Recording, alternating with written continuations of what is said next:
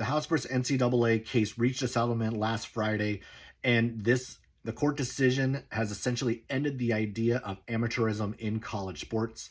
And there are a few big takeaways. Obviously, we're going to get into the meat and details of it as we continue to go.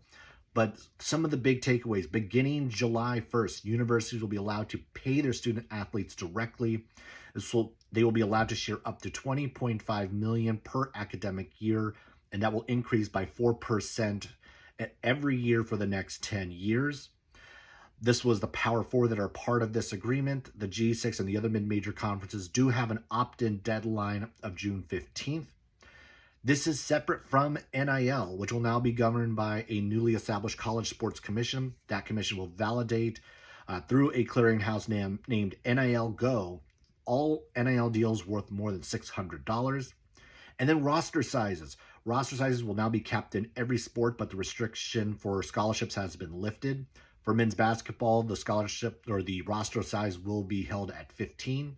This move, though, is expected to lead to the cutting of nearly 5,000 student athletes from teams across the NCAA. These are the walk-ons in these various sports.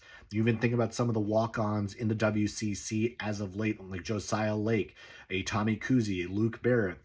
It's a space that creates a lot of opportunity for student athletes, and that is something that is going to be greatly impacted by these new roster limits.